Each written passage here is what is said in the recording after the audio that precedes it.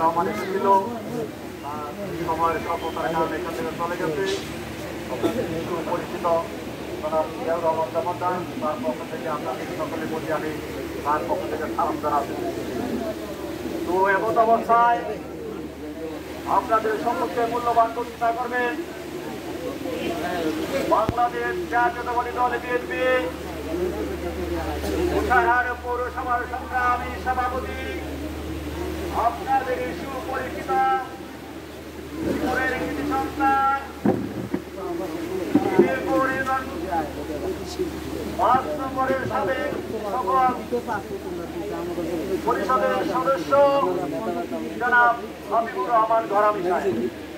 জনাব হাবিবুর রহমান ঘরামি সাহেবকে তার মূল্যবান অন্যদিকে বক্তব্য রাখবো না। আমি এই ৩ নং ওয়ার্ডের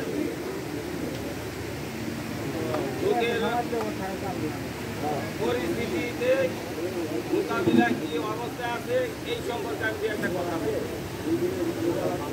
আজকে এই সময় এই ৩ নং ওয়ার্ডের কমিটির পরিচয় দিতে পারে নাই আপনাদের কাছে, কারণ এই ব্যাপারে আমরা ১৭ বছর নির্যাতন ভোগ করছি, ১৭ বছর কথা বলতে পারি নাই। আর আমরা এই ছাত্র এই পাবলিকের শহীদের বিনিময়ে আমরা বাংলা বোঝা গেছে।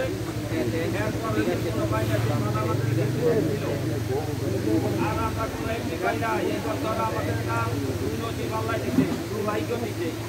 যদি আপনারা এই দলাদলি না করেন, আমরা কি সব ঐক্যবদ্ধ হইতে পারি, তাইলে বিয়ানুদ্দিন সাহেবকে আমরা ওই সংসদে এমপি বানাইয়া পাঠাইতে পারবো ইনশাআল্লাহ।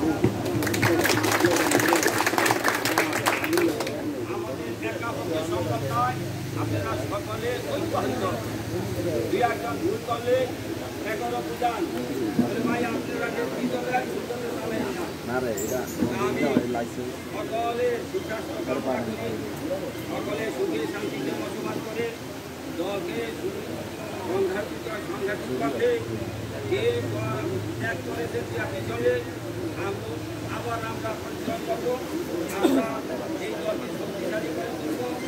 সকলের দোয়া কামনা করে আমি আমার বক্তব্য দিচ্ছি। আসসালামু আলাইকুম।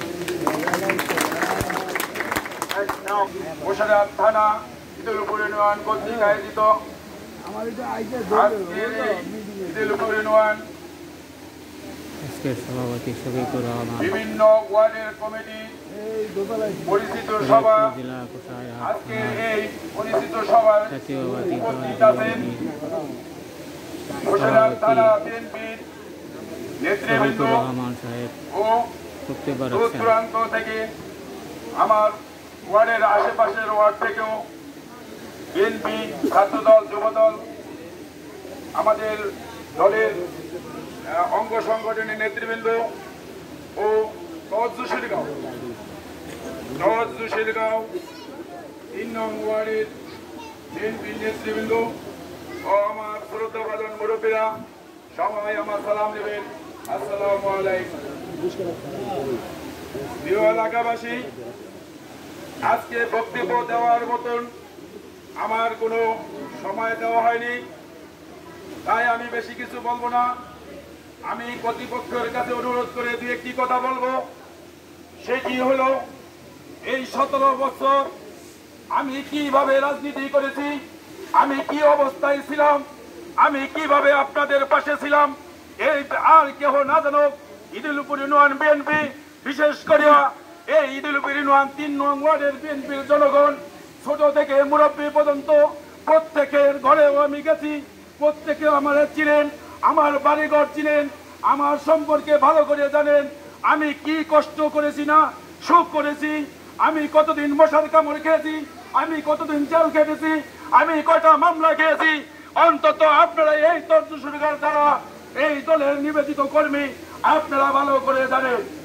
প্রিয় এলাকাবাসী, আমি সর্বপ্রথম 2000 সাল থেকে 2017, কিন্তু আজকে উনি কি জন্য কি কারণ উনি আলাদা রাজনীতি করে সেটা আমার থেকে আপনারা এই যারা বিএনপি রাজনীতি করেন তারা ভালো করে জানেন। আমি সেই দিনের একটু কথা বলি।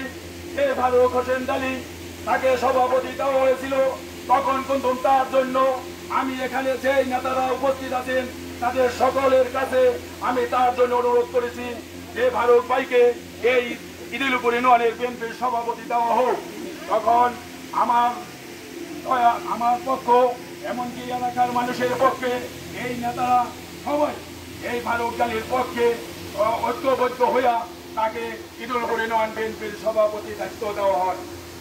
প্রিয় এলাকাবাসী, আমি কথার দুঃখের জন্য একটু কথা বলতেই হয়। সেই কমিটি সে পাওয়ার পরে মোটামুটি 2 বছর উনি দায়িত্বে ছিলেন। তারপর ওনার একটি শারীরিক একটা সমস্যা, অসুস্থ হয়ে গেলেন। তখন উনি চিকিৎসার জন্য উনি এই রাজনীতি থেকে অব্যাহতি দিলেন। সেই অব্যাহতিটা কিভাবে দিলেন? উনি চিকিৎসার জন্য যখন সাইডে আসছে তখনও আমাদের নেতাকে মুখে আপনারা শুনছেন সে কি বলছিল, যোগ্যতা আছে তাইলে আপনারা তো এই 3 নং ওয়ার্ডে একটা কমিটি চান, এটা তো নিশ্চয় আপনারা একটা কমিটি চান।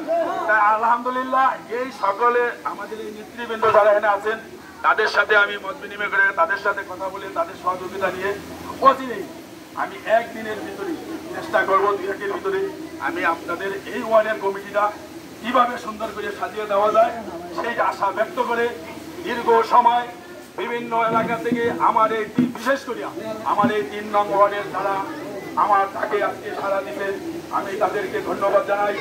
আপনারা এত অপেক্ষা করে আমি আরেকটি কথা বলবো।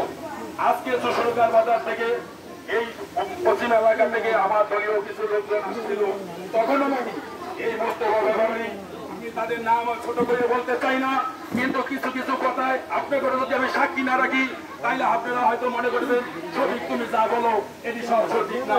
দেখেন আজকেও তাদেরকে বলে যে ওখানে কিসের মিটিং। আচ্ছা ভাই আপনারা আজকে বলেন যে হেড অন কিসের মিটিং হইতেছে? আজকে আমার বাড়ি থেকে বেশি না, মনে করেন 200 গজ দূর হইব তার বাড়ি, সেই জায়গার তলে লোক এখানে আইব। সেই লোকেরা যদি বলে যে এটা কিসের মিটিং, আচ্ছা তারা কি বিএনপি? তারা কিসের বিএনপি? 14 বছরে একটা প্রোগ্রামে যায় নাই, 14 বছরে একটা মামলা খায় নাই, 14 বছরের ভিতরে একটা পৌরসভার নির্বাচনের সময় কি কার্যকলাপ করছে, কিভাবে দুর্নীতি করছে, তার শ্বশুরের নির্বাচন করার জন্য তারা জামাই নির্বাচন করার জন্য আমাদের গ্রামের লোকজন ব্যাগ হয়ে রেখেছে। আপনাদের পাশে আছি বলে আজকে আমি আপনাদের সামনে থেকে আমার বক্তব্য শেষ করছি। এই সাথে আরেকটি কথা বলি, আপনারা অনেক কষ্ট করছেন, অনেক সময় ত্যাগ স্বীকার করে এই জায়গায় উপস্থিত হয়েছেন। আপনাদের সকলের জন্য আমি হালকা কিছু ব্যবস্থা করেছি। তাই আপনারা ধৈর্য সহকারে যখন আমাদের এই সিনিয়র পারসন কমিটি বন্ধ করবে, মিটিং অফ করে দেবে, তখন আপনারা শৃঙ্খলাভাবে যেভাবে আছেন বৈশাখ